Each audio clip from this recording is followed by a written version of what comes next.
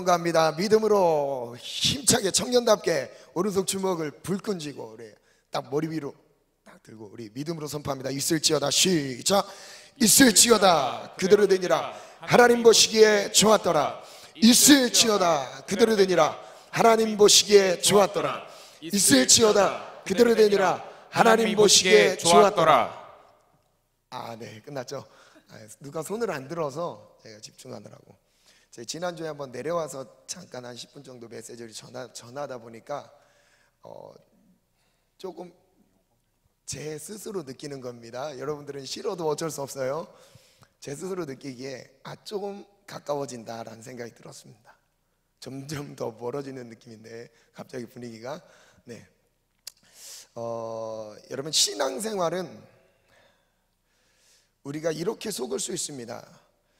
내가 지금 예배에 나왔다는 것 때문에 예수님을 믿고 있다고 속을 수 있어요. 내가 지금 예물을 준비해 왔기 때문에 내가 하나님을 뭔가 섬긴다고 착각을 할 수 있습니다. 우리 영적인 것을 보면 우리 존재랑 분리되어 있지 않아요. 즉 이겁니다. 우리의 육체는, 저를 따라 선포합니다. 육체는 생각에 통제를 받는다. 이런 의미죠. 생각을 하고 있는 건, 내가 생각에 담고 있는 것을 몸으로 하게 되어 있습니다. 인정하시죠? 생각에 없는 것은요 몸으로 나타나질 않아요. 내가 생각에 있기 때문에, 마음에 있기 때문에 언어로, 행동으로 나오게 되는 것이죠. 인정하시죠? 그래서 우리의 몸은 생각과 정신, 마음의 통제를 받게 되어 있습니다. 그러나 이 차원적인 부분에서 끝나는 게 아니에요. 영적인 영역은요, 우리는 우리의 생각이 무엇의 통제를 받죠? 그럼 우리의 생각과 마음은 무엇의 통제를 받을까요? 영의 통제를 받습니다. 영적인 영역의 통제를 받게 되어 있어요. 그래서 우리의 영혼, 우리의 생각이 악한 쪽으로 치우치게 되었을 때는요, 우리의 어떤 통제를 받고 있는 거예요? 악한 영들에 의한, 세상에 의한 통제를 받게 되는 겁니다. 그래서 그 사람이 어떠한 걸 보면, 그 사람의 생각이 어떠하다는 것을 보면 그 사람이 어떠한 사람인지를 알게 되는 겁니다. 여러분, 한 주 동안에 나의 신앙생활은 어떠셨습니까? 예배 생활을 묻는 게 아닙니다. 한 주 동안에 내가 일상생활에서 하나님과의 동행하고 있던 나의 믿음의 삶이 여러분 어떠셨습니까? 하나님과 동행하셨습니까? 하나님이 얼만큼 나의 삶에 친밀하게 말씀하셨죠? 하나님이 내 삶에 얼만큼 친밀하게 감동을 주시고 나의 길을 가르쳐 주시면서 하나님과 함께 동행하는 믿음의 길을 걸으셨습니까? 여러분, 몇 번, 몇 년째 교회를 출석하는 것을 묻고 있는 게 아닙니다. 지금 오늘 하루 처음 신앙생활을 하더라도 오늘부터의 삶이 하나님과의 동행이라면요, 그건 믿음이에요. 하나님이 인정하시는 믿음이에요. 그러나 반대로 만약에 수년간, 수십 년간 모태신앙일 수도 있습니다. 뱃속에서부터 하나님을 예배할 수 있는 많은 문화와 습관 가운데 성장했다 할지라도 만약 내 삶 속에서 하나님과의 동행이 없다면, 하나님이 내 삶을 향해 무엇을 말씀하시는지 듣지 못한다면, 여러분, 그게 신앙생활일까요? 신앙생활일 수가 없습니다. 왜냐하면요, 신앙은요 일방적인 게 아니에요. 나의 일방적으로 내가 하나님을 인정한다고 해서 그게 신앙으로 인정되는 것이 아니에요. 신앙으로 받아들여지고 성립되는 게 아니에요. 신념일 뿐입니다. 신념과 신앙은 달라요. 신념은 자기 일방적이에요. 일방적으로 하나님을 인정하는 거죠. 근데 문제는 뭐죠? 하나님은 나를 모르신다고 하는 거예요. 마태복음 7장 21절 이후에 뭐라고 말씀하시죠? 그들이 나더러 주여 주여, 하나님을 향해서 주님을 부르는 사람들이 있었습니다. 주여 주여 하는 자마다 천국에 들어갈 게 아니래요. 다만이라고 말씀하십니다. 아버지의 뜻대로 저를 한번 봐주시겠어요? 영상 말고 이 뒤쪽은요. 아버지의 뜻대로 행하는 자라야 천국에 들어가느니라. 아버지의 뜻대로입니다. 하늘의 아버지의 뜻대로 행하는 자라야 천국에 들어가느니라. 여러분, 한 주 동안 하나님이 나의 삶을 향해서 하나님이 무슨 계획을 가지고 아버지께서 내게 어떤 뜻을 갖고 계신지를 여러분 모른다면 그 모른다는 자체에서 신앙생활이 될 수가 없는 거예요. 신앙생활은 그래서 쌍방이에요. 하나님이 나를 인정하시고 내가 하나님을 인정해 드리는 것, 그 관계 가운데 세워지는 거죠. 일방적으로 내가 예배에 참석했다고 해서요 신앙생활이 되는 게 아니에요. 오늘 우리의 믿음이 어쩌면 이러한 명목적인 그리스도인이 될 수도 있습니다. 기독교가 힘을 잃는 이유가 바로 이와 같아요. 교회에서는 찬양을 합니다. 그러나 반대로 세상에 나아갔을 때 찬양의 삶을 살아야 될 우리의 삶이요 너무 분리되어 있는 거죠. 교회에서는 예배의 형태는 갖추고 있어요.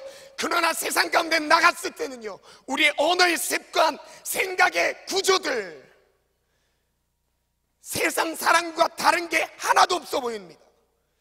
물질을 따라가는 세상의 사람들과 물질의 노예가 되어 있는 희노애락의 모든 감정이 만몬주의 우상에 사로잡혀 있는 거죠. 여러분, 청년의 때에 매여 있다면요 결혼 이후에는 100% 매여 있게 됩니다. 신앙의 성장이 있을 수가 없어요. 제가 청년의 때가 모든 시기 중에서 가장 중요하다고 말씀드리는 이유는요 마지막 기회이기 때문이에요. 청년의 때가 예수님 한 분 바라보고 예수님만 따를 수 있는 마지막 기회이기 때문입니다. 여러분, 이 시기를 놓쳤을 땐요 결혼 이후에 우리 교회에 많은 어른들, 중직분들이 헌신하고 충성하는 모습들 보이시죠? 여러분, 그건요 그 시기에 잠깐 하셨던 게 아니라 청년의 때부터 쌓인 게 터진 겁니다. 청년의 때부터 쌓인 게 터져서 그렇게 헌신하고 충성하시는 거예요. 여러분, 저절로 갑자기 어른 됐는데 그렇게 열심히 충성하는 게 아니에요. 청년의 때의 신앙은요 평생 갑니다. 평생. 이보다 더 뜨거워지진 않아요. 왜냐면요 하나님이 우리의 신체적인 구조, 성장 발달 단계 안에서 신체적인 모든 구조 안에서도요 청년의 때만큼은 하나님을 가장 뜨겁게 사랑할 수 있도록요 하나님만 바라보면서 물질에도 매이지 않고요 관계에도 매이지 않고요 오직 하나님께만 매여서 복음으로 살 수 있도록 우리에게 주신 은혜의 기회가 바로 청년의 때인 거예요. 여러분, 근데 이때마저도 세상의 방법대로 살아간다면, 이 거룩한 기회마저도 내 방법과 내 뜻대로 살아간다면요 여러분, 그 끝은 얼만큼 비참할까요? 여러분, 죽음을 생각하지 못하신 분들도 많이 있을 거라 생각합니다. 왜냐하면 내가 지금 건강하니까. 주님이 한 번 불면 없어지는 게 우리의 인생이에요. 여러분, 그만큼 초라하고 연약한 게 우리의 인생입니다. 여러분, 한치 앞을 내다볼 수 있는 것처럼 내일이 내게 지금 주어질 것처럼 여유 있게 살아가잖아요. 없을 수도 있어요. 죄송합니다만 내일이 없을 수도 있어요. 제가 그래서 늘 말씀 전할 때마다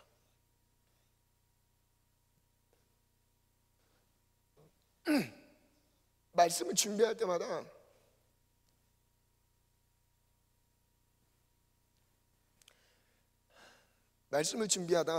준비할 때마다 하나님 앞에 이런 고백합니다. 하나님, 오늘 설교가 제 인생의 마지막입니다. 사람 비유 맞추는 설교하지 않겠습니다. 하나님이 원하시는 뜻 선포하겠습니다. 하나님 무엇을 말씀하기를 원하십니까? 청년의 때 지금 들어야 될 메시지가 무엇입니까? 여러분, 만약에 오늘 내 삶이 끝이라면 여러분 어떠시겠어요? 내일이 있는 것처럼 스펙 쌓느라, 학점 관리하느라요 예배는 뒷전이 됐어요. 하나님이 내 삶의 우선순위, 아니 전부여야 되는데요 전부이고 그 외에는 그냥 따라와지는 삶이 되어야 되는데요 하나님은 뒤로 밀려 있습니다. 내 학업보다 주님은 못하시죠. 내 세상에 내가 모으고 있는 물질보다 주님이 늘 뒷전이에요. 여러분, 정말 주님이 내 삶의 주인 맞으십니까? 우리가 예수님을 구주로 영접했다라는 이 고백은, 복음을 만났다는 이 고백은요, 바로 이거예요. 예수님이 나의 구주, 구원하신 것만이 아니라요, 내 삶의 주인인 거예요. 주인은 뭐예요? 주인, 내 삶을, 내가 주인이 아닌 거예요. 나는 없어요. 나는 내 삶의 주인이 하나님인 거예요. 내 삶의 왕자의 하나님을 앉혀드리고요, 하나님, 당신이 원하시는 게 무엇입니까? 그리고 당신이 기뻐하시는 뜻대로 내 삶을 드리는 겁니다. 여러분, 신앙생활이 어려운 것 같은데 어려운 게 아니에요. 내가 주인 돼서 어려운 겁니다. 놓지 못하는 거예요.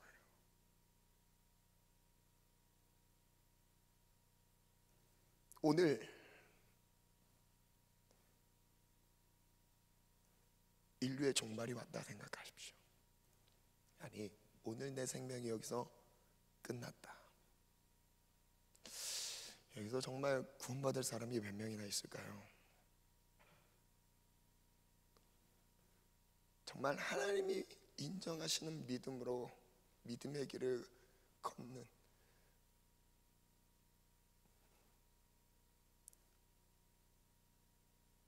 청년들이 몇 명이나 될까요? 예수님께서 비유로 말씀하십니다. 왕이 잔치를 벌렸습니다. 그 잔치에 많은 지인들을 초청했어요. 그때 다들 바쁘죠. 소를 샀습니다. 시험해 봐야 됩니다. 바빠서 못 가겠습니다. 밭을 샀어요. 밭을 사서 너무 바쁘네요. 심지어 결혼했습니다. 아내를 기쁘게 해드려야 돼서 잔치에 참석하지 못하겠습니다. 여러분, 성경에 나오는 얘기입니다. 아주 지극히 현실적인 내용이에요. 지극히 현실적인 내용이에요. 현실보다 못하신 분이 하나님이실까요?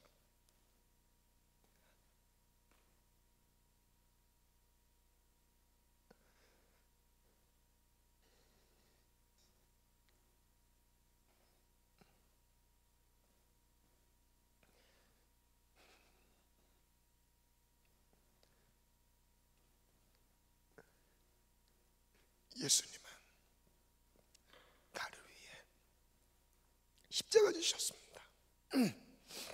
십자가 지셨다는 것은 자기 자신을 다 버리신 거예요. 우리를 얼만큼 사랑하셨기를, 우리를 향한 사랑이 얼마나 크셨기를 그냥 이 땅에 죽으러 오셨습니다. 죽는 게 목적이에요. 여러분, 그 은혜와 사랑을 내가 받은 거예요. 우리가 정신교육을 받아서 예배를 드리는 게 아니라요, 갚을 수 없는 은혜의 빛을 받아서 예배를 드리고 있는 겁니다. 하나님이 세상을 이처럼 사랑하사 독생자를 주셨으니 이는 저를 믿는 자마다 멸망치 않고 영생을 얻게 하려 하십니다. 하나님이 우리를 구원하실 때 우리의 형편은요, 로마서 5장 8절에는 이렇게 말하죠. 우리가 아직 죄인 되었을 때, 그 전절에는요, 6절에는 이렇게 말합니다. 우리가 원수 되었을 때. 죄인, 원수 같은 의미죠. 우리가 아직 죄인 되었을 때 그리스도께서 우리를 위하여 죽으셨어요. 언제요? 죄인 되었을 때요. 한 주의 삶을 돌아봅시다. 예수님 나 위해서 십자가 못 박혀 죽으시고 내 모든 죄 때문에 죽으셨는데, 우리는 또 그 사랑, 그 은혜 잊고 또 같은 연약함 가운데서 또 뒹굴 수 있습니다. 여러분, 그때 주님의 십자가를 바라보세요. 예수님의 흘리신 보혈을 바라보세요. 내 대신 죽으신 죽음입니다. 그럼 그 사랑이라면 못할 게 없는 거예요.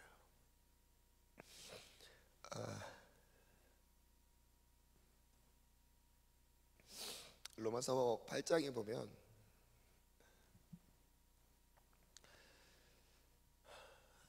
하나님이 우리를 사랑하시는 그 사랑의 힘으로 모든 것을 넉넉하게 이깁니다. 하나님이 나를 사랑하신 그 사랑의 힘으로 모든 것을 넉넉하게 이겨요.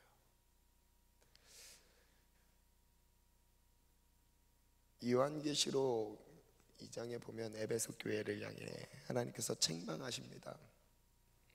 왜 책망하시는 이유가 뭘까요? 첫사랑을 잃어버렸어요.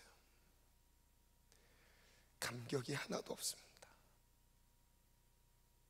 몸이 건조하게 몸은 움직이고 있지만 마음은 전혀 하나님을 향하지 못하고 있는 거예요. 여러분, 놀라운 건요, 우리의 마음을 내 스스로 어떻게 할 수가 없어요. 여기서 진심으로 하나님을 사랑하고 싶은 마음이 없는 사람이 누가 있을까요? 대부분 다 있을 거예요. 하나님을 사랑하고 싶은 마음은 있을 거예요. 그러나 그 마음만으로는 부족해요. 사랑해야 돼요. 사랑해야 돼요. 그 어떤 것보다 하나님이 내 삶의 전부가 되셔야 돼요. 사랑하셔야 됩니다. 아멘. 사랑하셔야 돼요. 에베소 교회가 책망을 받았던 이유는 다른 게 아닙니다. 첫사랑을 잃어버렸어요.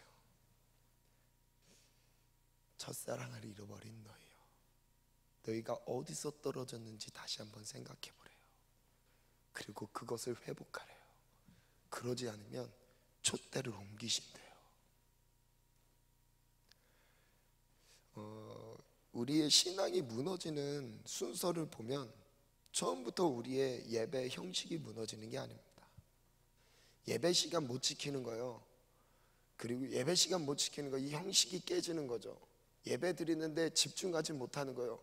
그리고 예배 시간에 하나님 앞에서 하나님을 인식하지 못하는 예배요. 여러분, 이 형식들이 다 깨지는 거죠. 사람의 높은 사람 앞에 쓰는 것만 치도 못합니다. 그게 우리의 예배일 수도 있어요. 너무 습관적으로 예배 드리다 보니까 그런 위험에 빠질 수도 있습니다.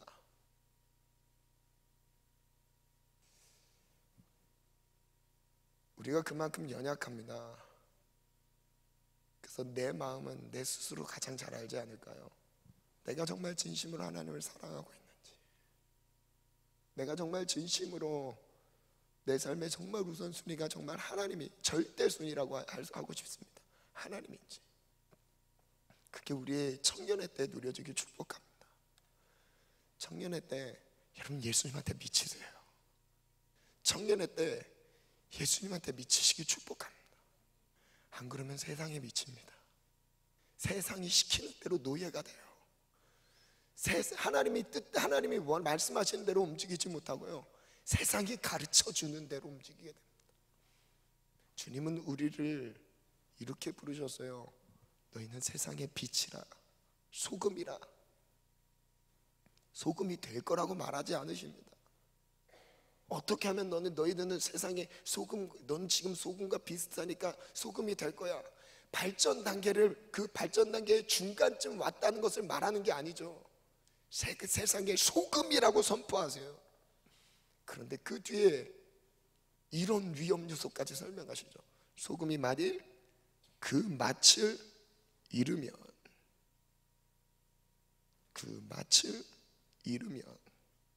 무엇으로 짜게 하리요. 다만 밖에 버려져 사람들에게 밟힐 뿐이라. 조금 이해가 어려운 지체들도 있을 것 같은데요, 그래도 한번 설명해 볼게요. 여러분, 신앙생활에 입문에 딱 들어갈 때 보면요, 진짜 신앙생활에 들어가면요, 그 길이 좁습니다. 정말 조심조심 걸어야 돼요.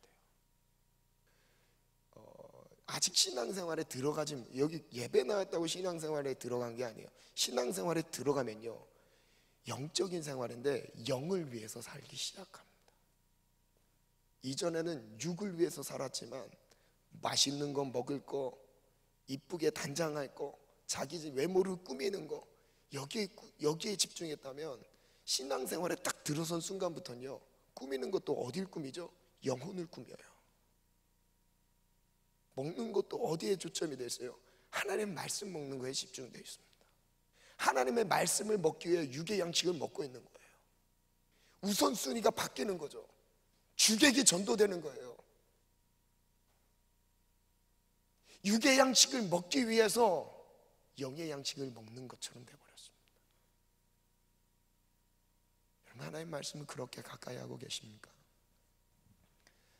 오늘 말씀은 말씀 묵상, 한 주 동안 말씀 묵상에 이어진 내용 가지고 또 말씀을 나누는데, 본문 말씀 한번 띄워주시겠어요? 우리 함께 읽겠습니다. 요한복음 14장 12절부터 14절 말씀 한번 읽겠습니다. 시작.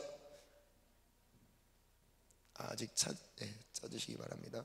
요한복음 14장 12절로 14절 말씀.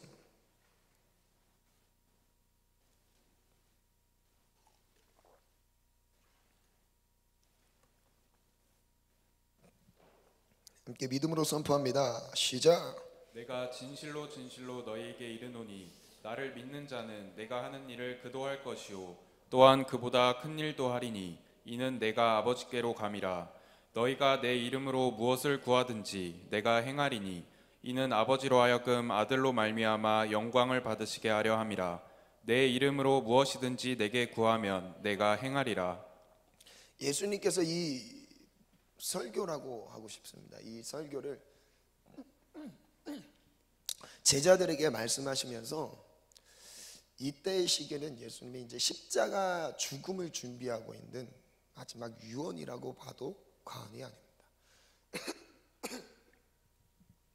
예수님께서 이제 모든 공생의 사역을 거의 이제 정리하시고 마지막 그들에게 말씀을 전하시죠. 제자들에게 유언을 남기시는 장면입니다.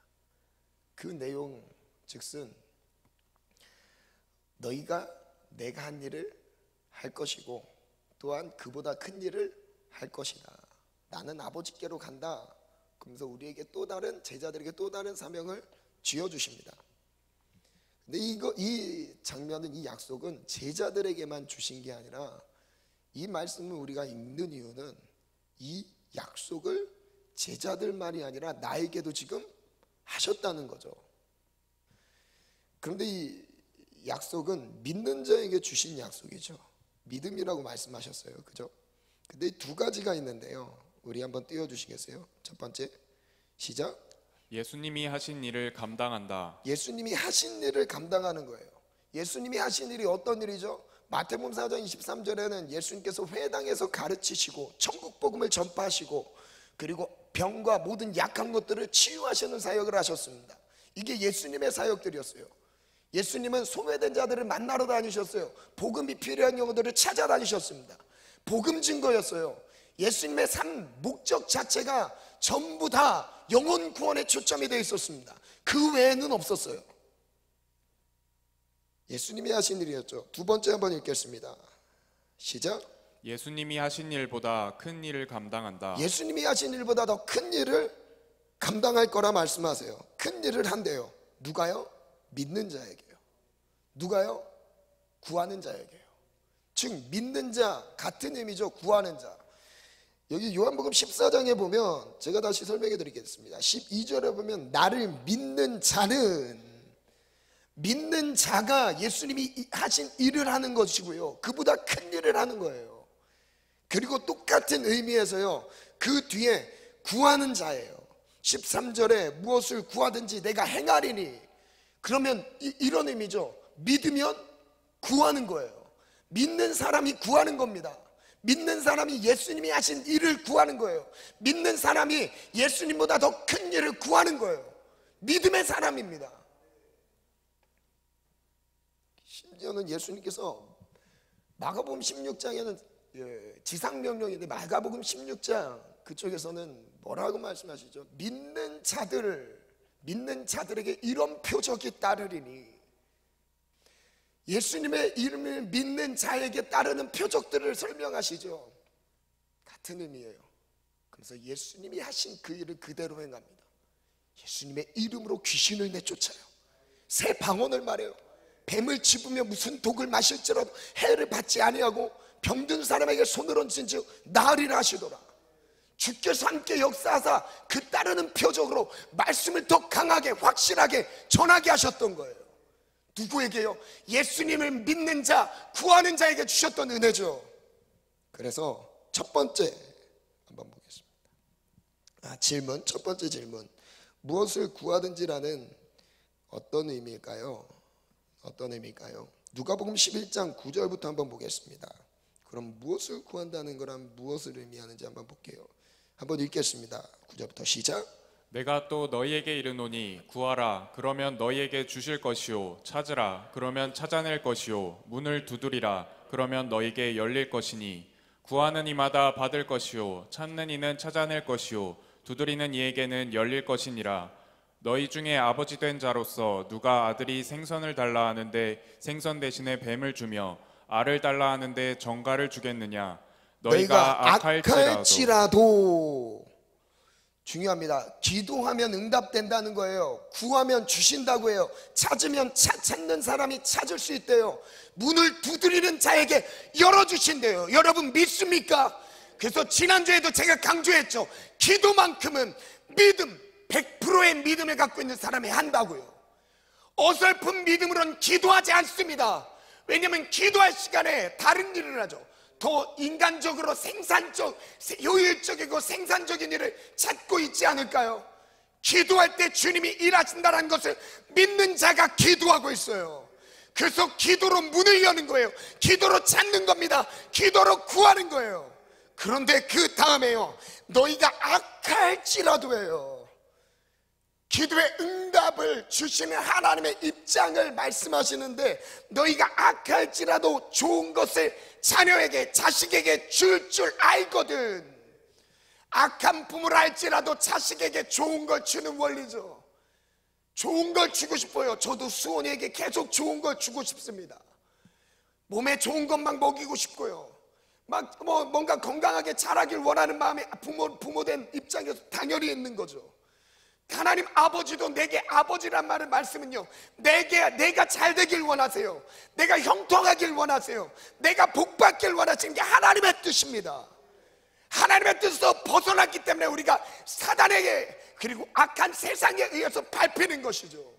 하나님은 원래 우리를 정복하고 다스리라고 부르셨어요. 하나님이 우리를 창조하신 그때부터요, 우리에게 다스림의 권세, 장자의 권세를 주셨습니다. 우리가 세상의 눈치를 보면서 살라고 말씀하시지 않았어요. 세상 가운데 큰 목소리를 낼 수 있는 게 그리스도인들이에요. 왜냐하면 세상보다 크신 분이 내 안에 계시니까요. 요한일서 4장 4절에 말씀하시잖아요. 세상보다 크신 이가 너희 안에 있느니라. 우리 안에 세상보다 크신 예수 그리스도가 함께 계시는 거예요. 아멘이 너무 작은 것 같습니다. 하나님 섭섭하세요. 하나님 섭섭하십니다. 할렐루야. 아멘. 13절 말씀 같이 읽겠습니다. 시작. 너희가 악할지라도 좋은 것을 자식에게 줄 알거든. 하물며 너희 하늘 아버지께서 구하는 자에게 성령을 주시지 구하는 않느냐. 자에게 뭘 주신대요? 저를 따라 선포합니다. 구하는 자에게 조금 크게 한번 하겠습니다. 구하는 자에게 성령을 주신다. 성령을 주시리라. 이 문맥을 보면 하나님이 우리에게 주고자 하시는 건 뭘까요? 성령이에요. 이 성령을 주신다는 의미는요, 하나님 자신 전부를 주시는 거예요. 어떤 작은 한 부분의 선물을 주시는 게 아니라 하나님 자신을 우리에게 하나 되도록 보내시는 거예요. 글을 한번 띄워주시겠어요? 나머지 생략하고 글을 한번 띄워주세요. 한번 읽겠습니다. 시작. 구하는 자에게 성령을 주신다. 하늘 아버지의 모든 약속을 성령으로 주신다. 그래서 하늘 아버지께서는 우리에게 성령을 주기 원합니다. 우리에게 성령을 주시길 원합니다. 하나님이 내게 주고자 하시는 것과 하나님이 나를 봤을 때 하나님의 입장에서 내 삶을 더 잘 아시니까, 내 영의 형편을 더 잘 아시니까 내 영에 필요한 것을 주시겠죠. 하나님의 입장에선 성령을 주시길 원하세요. 근데 내 입장에서는요, 성령이 필요 없다 여길 수도 있는 거예요. 그럼 기도가 안 되는 거예요. 하나님이 주고자 하시는 걸 구하세요. 그게 누구냐면요, 성령 하나님입니다. 하나님 자신을 구하세요. 하나님이 우리의 심령에 임하십니다. 그때부터 우리 인생이 달라지죠. 이어서 또 읽겠습니다. 시작. 구하는 자에게 성령을 주신다. 성령을 주신다는 것은 하나님 자신의 전부를 주신 것이다. 우리는 예수님의 이름으로 아버지께 성령을 구한다. 예수님은 우리를 위해 아버지께 성령을 구한다. 첫 번째 가겠습니다. 한번 제목 가겠습니다. 시작. 엘리야에게서 보는 십자가 부활의 능력. 이번 주 말씀 묵상을 하면서 은혜를 많이 받았어요. 그래서 엘리야의 이 삶에서 십자가 부활의 능력이 보이니까 엘리야 말씀 묵상이 뻥 뚫렸습니다. 열왕기하 2장 1절부터에 보면 여호와께서 엘리야에게 1절에 보면 이런 장면이 나오죠. 여호와께서 회오리바람으로 엘리야를 하늘로 올리고자 하십니다. 말씀 준비됐으면 띄워주세요. 올리고자 하시죠. 그리고 이 올리고자 하실 때에 아직 올리시진 않았지만 하나님의 계획은 엘리야를 죽음을 보지 않고 하늘로 올려보내는 거였어요. 데려가는 거였습니다. 그래서 엘리야는 죽지 않고 하늘로 올라갔죠. 여러분 믿으시죠? 네, 죽음을 초월해서 하나님의 초자연적인 능력들이 나타나는 걸 믿으시죠? 근데 이전에 엘리야에게 하나님이 이끄셨던 내용들이 있습니다. 보면 2절에 보면 여호와께서 나를 어디로 보내시느니라? 베델로 보내시느니라. 여호와께서 보내셨던 거예요. 그죠? 그리고 좀 뒤에 넘어가면 4절에 보면 엘리야가 그에게 이르되 엘리사야 너는 여기 머물라 했죠. 여호와께서 나를 어디로 보내시느니라? 여리고로 보내시느니라. 하늘로 승천하기 전에 엘리야의 삶을 하나님이 다시 다른 지역 베델로 여리고로 인도하십니다. 왜 인도하셨을까요? 그곳에 엘리사 외에 다른 제자들을 만나게 하십니다. 그리고 그들에게 승천의 소식을 전하게 하세요. 그리고 승천의 소식을 듣죠. 그리고 그들이 엘리사랑 나누는 대화 내용도 있습니다. 하나님이 인도하셨어요. 그럼 질문입니다. 두 번째 질문 한번 띄워주세요. 질문인데요, 한번 읽겠습니다. 시작. 왜 엘리야는 죽음을 보지 않고 승천했을까? 이유가 뭘까요? 왜 엘리야를 죽지 않고 하늘로 데려가셨을까요?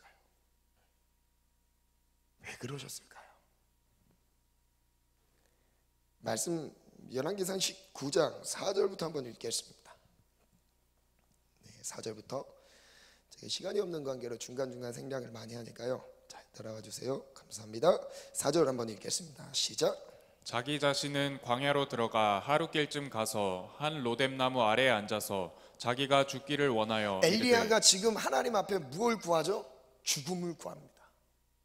그 전에 18장까지는 갈멜산 전투에서 850명의 바알 선지자, 아세라 선지자들을 싹 모아서 그들을 한 번에 다 초토화시켰습니다. 다 죽였어요.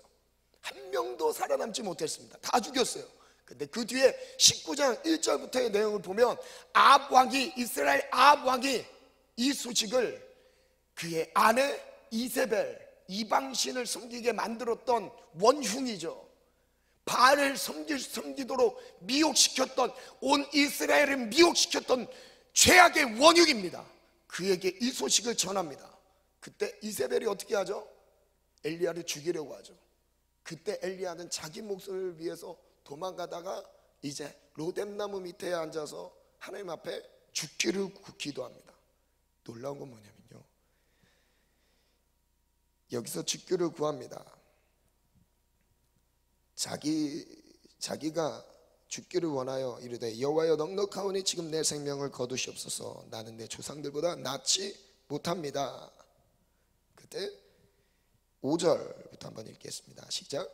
로뎀나무 아래에 누워 자더니 천사가 그를 어루만지며 그에게 이르되 일어나서 먹으라 하는지라. 여기서 누워 자죠. 원어를 한번 살펴봤는데요, 제가 이 질문을 가지고 묵상을 하면서 왜 하나님 엘리야는 왜 죽음을 보지 않았나요? 저도 그 은혜가 조금 사모가 됐어요. 그래서 하나님 저도 승천해 주시면 안 되냐고, 안 되는 막 그런 기도도 했었습니다. 그런데 비밀이 있었어요. 뭐냐면 엘리야는 죽음을 보지 않은 게 아니라 이미 죽었던 거예요.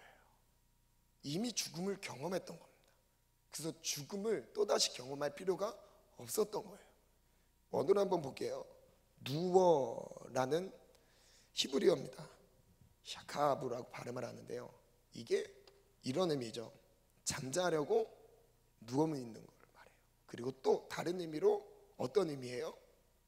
죽기 위해 눕는 행위입니다. 엘리야가 지금 죽기 위해 누운 거예요. 그리고 휴식하다라는 의미도 있죠. 그래서 성경은 뭐냐면 죽음과 안식, 쉰다라는 것을 항상 같이 이게 떨어져 있지 않아요. 같은 의미로 해석이 됩니다. 그래서 엘리야가 지금 누웠어요. 이 누운 행위를 죽기 위해 누운 것으로 해석이 되는 거예요. 그리고 자더니, 야셴이라고 발음을 하는데 이건 이런 뜻이에요. 잠들다인데 가로치고 뭐라 그래요? 상징적으로 죽다라는 의미를 담고 있어요. 히브리 원어의 의미입니다. 엘리야가 지금 자고 있지만 이게 뭐예요? 죽음을 상징하고 있는 거예요. 그리고 그 뒤에 보면 말씀 속에서 천사가 그를 어루만지죠. 그에게 이르되 일어나서 먹으라 하는지라. 이 말씀을 묵상하다가 번뜩 떠올랐던 말씀 구절이 있었습니다. 마가복음 5장에 나오는 달리다굼, 거기서 쿰이라는 이 단어가 여기서 나오는 쿰, 일어나다, 쿰이라는 발음과 똑같은 단어예요. 같은 의미예요. 일어나다. 그래서 마가복음 5장 35절 말씀부터 보면요, 한번 찾아볼까요? 마가복음 5장 35절부터 보면 예수님께서 회당에서 가르치실 때, 그리고 딸이 죽었던 걸 말씀하시죠. 말씀드리죠. 36절에 보면 예수께서 그 하는 말을 곁에 들으시고 회당장에게 말하죠. 두려워하지 마. 죽은 게 아니야. 자는 거야. 말씀하십니다. 먼저 두려워하지 마. 믿기만 해. 그리고 37절에 보면 베드로와 야고보의 형제 요한 외에 아무도 따라옴을 허락지 아니하셨습니다. 그리고 38절 회당장의 집에 들어 함께 가사 떠드는 것과 사람들이 울며 심히 통곡함을 보시고 39절 한번 읽겠습니다. 시작. 들어가서 그들에게 이르시되 너희가 어찌하여 떠들며 우느냐. 이 아이가 죽은 것이 아니라. 죽은 게 아니라 뭐래요? 자고 있다라고 말씀하세요. 그리고 주님이 이미 살리실 것을 이미 하나님은 그걸 계획하시고 말씀하신 거긴 하죠. 그죠? 자는 거나 말씀하십니다. 그리고 비웃죠. 예수께서 그들을 다 내보내시고 아이의 부모와 또 자기와 함께 한 자들을 데리고 오시고 아이 있는 곳으로 들어가셨습니다. 41절을 읽겠습니다. 시작. 그 아이의 손을 잡고 이르시되 달리다굼 하시니 하시니 번역하면 곧 내가 내게 말하노니 소녀야 일어나라. 달리다굼, 소녀야 일어나라. 쿰, 일어나라. 죽음 가운데 있던 엘리야를 깨우시는 장면. 쿰, 죽음을 위해 기도하며 잠들어 있던 엘리야. 쿰, 일어나라. 그때 소녀를 깨우십니다. 42절에 소녀가 곧 일어났습니다. 걸어가요. 나이가 12살입니다. 크게 놀랐습니다. 많은 사람들이 놀랐어요. 그리고 43절에 여호와 하나님께서 엘리야에게 여호와, 반주 준비해 주시고요. 엘리사는 다음 주에 하도록 하겠습니다. 네, 욕심을 내려놓고 43절에 보면 예수께서 이 일을 아무도 알지 못하게 하라고 말씀하셨어요. 그 일을 많이 경계하셨어요. 그리고 소녀에게 뭐를 주시죠? 먹을 것을 주어 먹게 하십니다. 어떤 장면과 똑같죠? 엘리야 죽음을 원해서 죽음을 기도하며 누워 자던 엘리야를 하나님이 깨우십니다. 그리고 깨우셔서 떡과 물을 먹이세요. 그리고 또 잠들었어요. 다시 깨우십니다. 금, 엘리야 금, 일어나라. 죽어있는 우리의 영혼들을 향해 주님 말씀하세요. 엘리야는 죽음을 보지 않았던 게 아니었습니다. 상징적인 죽음이지만 엘리야는 그 시기를, 죽음의 시기를 겪었던 거예요. 그리고 놀라운 건 뭔지 아세요? 그 뒤부터는요, 엘리야가 죽음에 대한 두려움 없이 살아갑니다. 이전의 사역의 크기와 분량, 이것과 차원이 달라요. 이전에는 뭔가 하나님이 숨기시고 감추시고 뭔가 하나님이 아슬아슬하게 보호하시는 그 정도의 능력이었다면요, 이후에는요 엄청난 강력한 성령의 능력과 하나님이 함께 하시는 능력을 가지고요 호령을 합니다. 저주까지 선포하고요, 죽음을 선포하고요, 세상의 왕의 권세도 엘리야를 어떻게 하지 못해요. 왜요?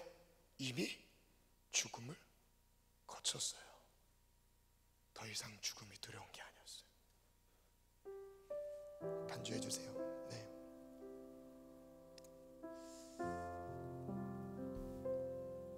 엘리야의 모습을 보면 예수님이 하늘로 올림을 받으시는 장면과 똑같죠. 예수님께서 죽기 전까지는 어쩔 때는 피해 다니십니다. 그리고 십자가에 매달려 죽는 장면에서는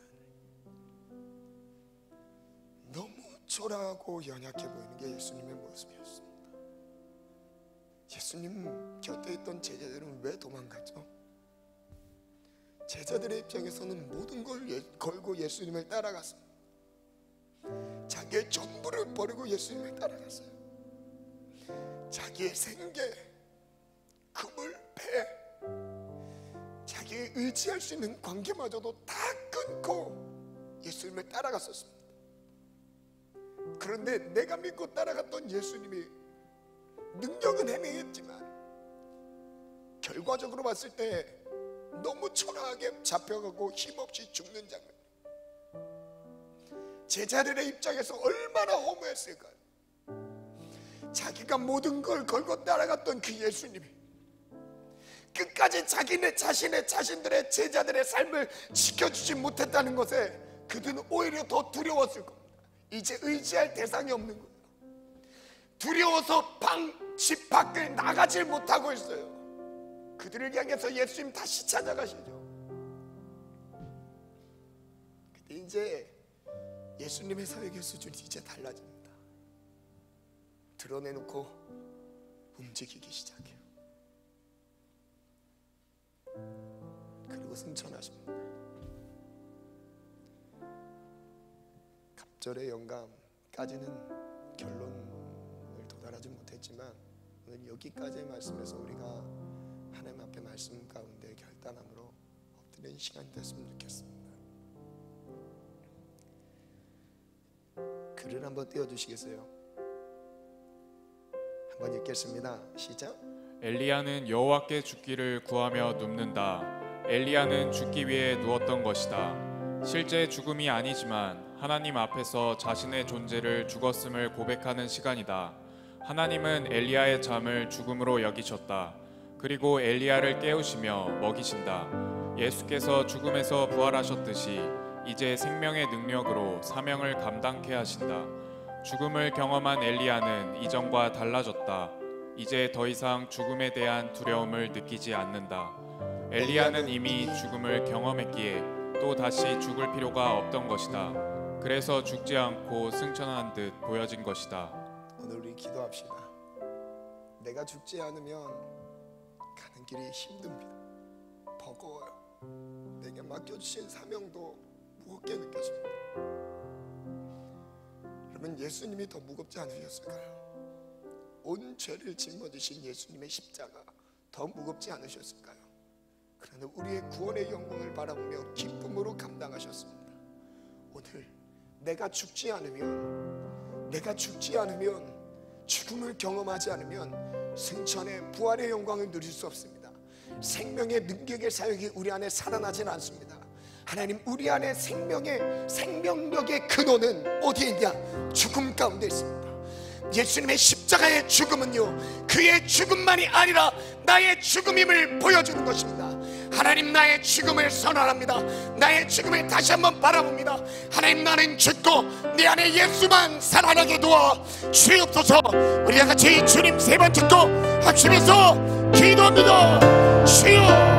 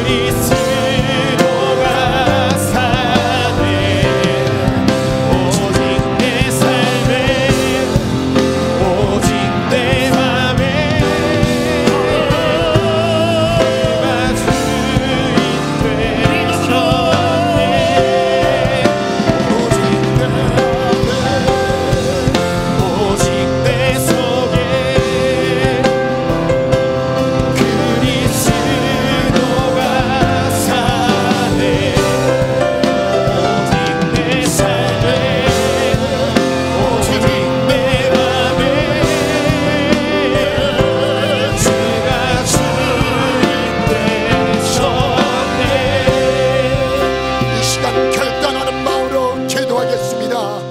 하나님, 예수님의 십자가의 죽음을 나의 죽음으로 여기며 그 죽음 가운데 들어가길 원합니다. 이 고백을 가지신 분들 자리에서 일어나서 고백하겠습니다. 하나님, 내 힘으로 살지 않겠습니다.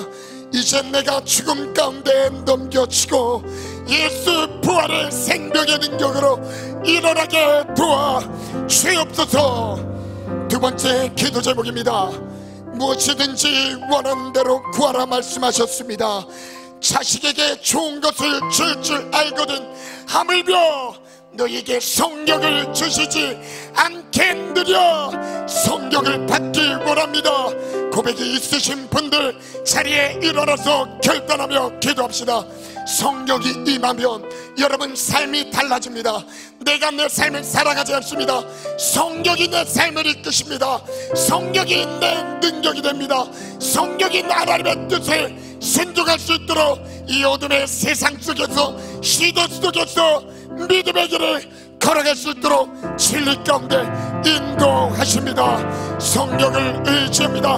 우리 하나님을 의지하는 마음으로 다같이 함께 삶을 하나님께 올려드린 결단으로 나의 죽음을 선포합니다. 선언합니다. 그리고 성령이 내 안에 충만하게 역사하여 주옵소서. 나의 어둠의 생각을 정복할 지어다. 어둠의 생각은 정복돼 지어다. 두 손을 높이 들고 우리 결단하는 마음으로 이주의 삶을 올려드리며 주님 세 번 잡고 기도합니다. 주여, 주여, 주여.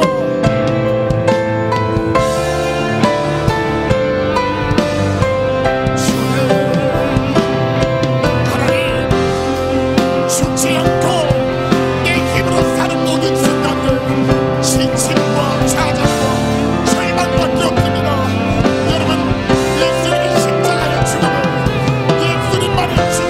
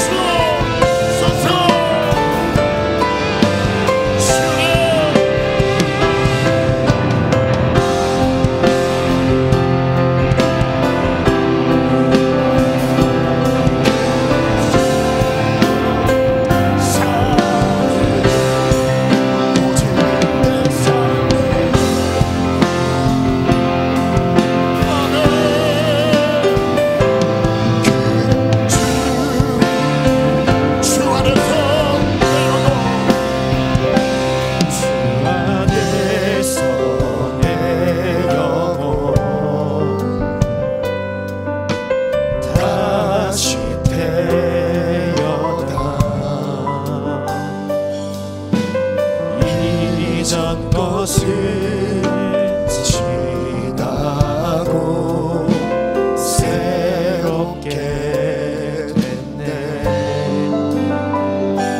죄로 물든 내 모습 예수와 함께 죽고 부활 생명 내 안에 새로운 삶이 열렸네.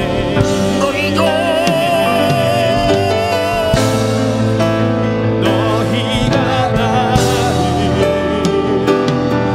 택한 것이 아니요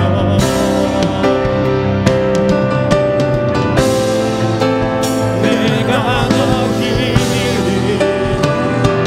택하여 세웠나니 오직 내 안에 오직 내 속에 그리스도가 사네. 오직 내 삶에 오직 내 맘에 그가 주인 되셨네. 오직 내 안에 오직 내 속에 그리스도가 사네. 오직 내 삶에 오직 내 맘에 그가 주인 되셨네. 내 생명 그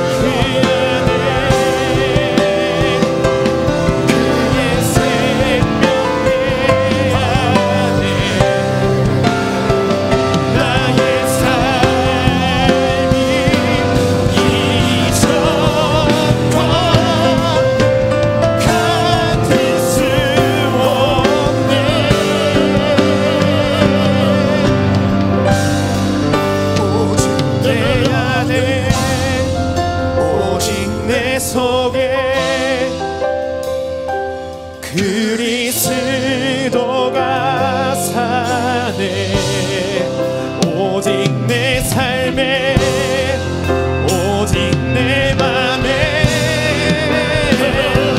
그가 주인 되셨네. 내 안에 오직 내 속에 그리스도가 사네. 오직 내 삶에 오직 내 맘에 그가 주인 되셨네.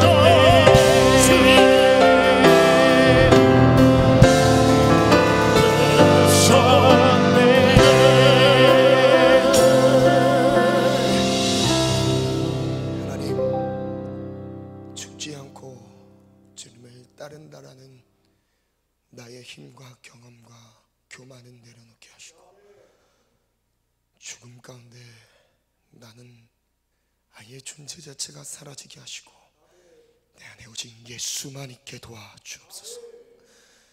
예수의 부활을 이전 시대에 미리 체험했던 엘리야처럼 오늘의 삶을 나의 죽음과 예수의 부활의 감격 가운데 이전과 다른 능력의 삶으로 이끄실 것을 기대합니다. 주님 붙들어 주옵소서. 한 주의 삶을 부활의 능력으로 승리하게 도와주옵소서.